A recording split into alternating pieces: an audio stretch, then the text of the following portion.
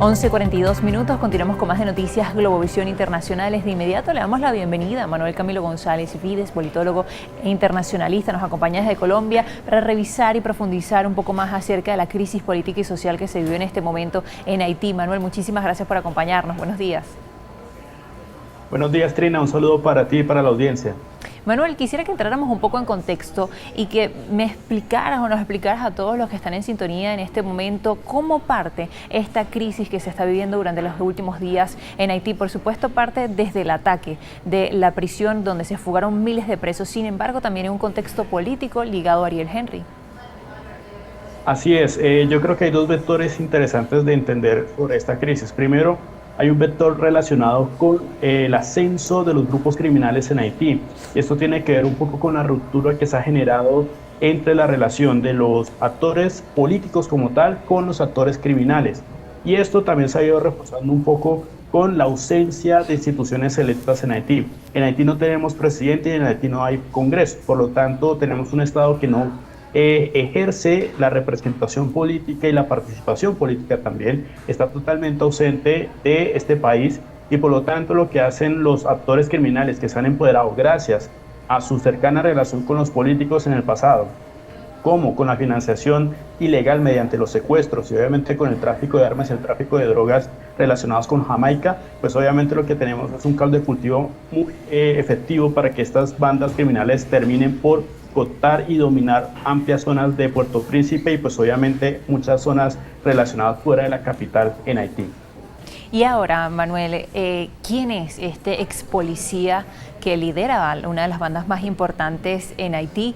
Que hemos visto que este miércoles además ha dicho que si no se quita del poder Ariel Henry, pues eso provocaría una guerra civil que incluso llevaría a un genocidio. Además, ha tomado mucho protagonismo durante los últimos días. Sí, esto es un caso muy interesante porque lo que está viviendo Haití es algo inédito. Inédito en el sentido de que ya no son los militares, no son la policía, las fuerzas de seguridad las que piden las renuncias de un primer ministro, un presidente, sino que estamos hablando de actores criminales los que realmente están llamando a derrocar un gobierno. Y esto hay que entenderlo en la lógica de que primero Jimmy Barbecue Cherizer era un policía, era miembro de la fuerza o de la policía haitiana mejor, y que con el tiempo, debido a unas acusaciones de ejecuciones extrajudiciales, pues fue sacado de la fuerza. Posteriormente empezó a integrar lo que se conoció como el G9, que es la gran pandilla que efectivamente domina y que está en confrontación con otras, pero que domina básicamente grandes zonas de Puerto Príncipe y de Haití. Y en ese sentido hay que entender que Barbecue Cherizer se ha fortalecido gracias a que en su momento, con su pandilla, fue artífice de una represión en contra de los opositores del entonces presidente Jovenel Moïse.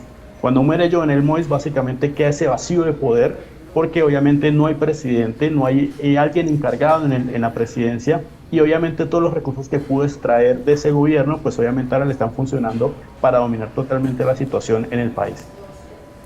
Manuel, además de todo esto, también en un contexto de estos llamados a una misión internacional para que hagan frente a esta crisis de violencia que se vive en Haití. Recientemente Kenia firmó con Haití el envío de policías como parte de una misión no solo liderada por Kenia, sino también apoyada por la Organización de Naciones Unidas. ¿Hay planes de algún, digamos, mecanismo mayor a este? Desafortunadamente, la solución que se ha presentado con la misión de Kenia en Haití es una misión que está relacionada simplemente con la seguridad. Es básicamente que la policía keniata ayude a la policía haitiana, obviamente, a confrontar las bandas criminales. El problema de Haití no simplemente es la seguridad. Sería muy fácil, efectivamente, que los policías keniatas pues entraran, hicieran de alguna forma su labor y obviamente recuperaran la seguridad. Sin embargo, el problema de Haití reside en lo que no se ve, y lo que no se ve es básicamente estas conexiones que tienen políticos, incluso miembros de la policía, con estas pandillas que se favorecen de la violencia y de la dispersión del poder. Por lo tanto, solucionar la seguridad es también un solo primer paso para restablecer el orden y obviamente las instituciones en Haití. Haití lo que necesita es literalmente refundar sus instituciones para que sean mucho más fuertes, porque si no, lo que vamos a ver es en los próximos 5 o 10 años que nuevamente Haití siga en las portadas de los principales diarios, obviamente con la misma crisis de siempre.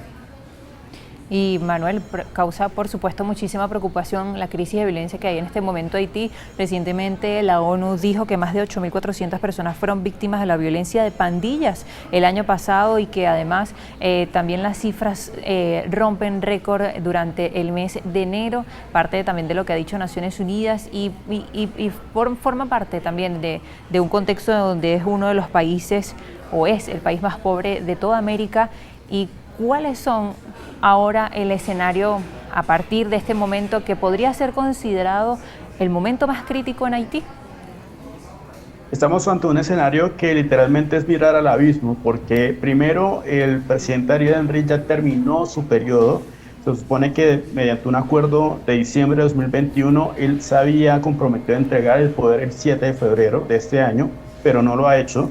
Y ahora se mantiene prácticamente que retenido en Puerto Rico como parte de alguna forma de estas negociaciones que está haciendo Estados Unidos para generar un gobierno de transición. El problema es que en Haití hay muchos actores políticos, muchos actores incluso criminales que están de alguna forma muy interesados en tener poder en Haití, y esto pues lo que va a generar es una falta de acuerdo en el corto plazo. Mientras de alguna forma estos actores no se pongan de acuerdo sobre quién tiene que tomar las riendas en Haití, ni por un lado las pandillas van a cesar de tener dominio en el territorio y seguramente no va a ser posible celebrar elecciones. De hecho, celebrar las elecciones en este contexto es básicamente sumarle más gasolina al incendio.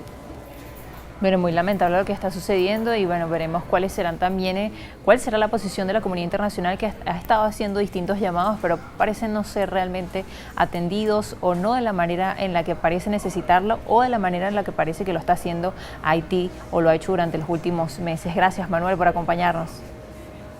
Muchas gracias, Trina, por esta invitación y encantado de analizar a estos fenómenos.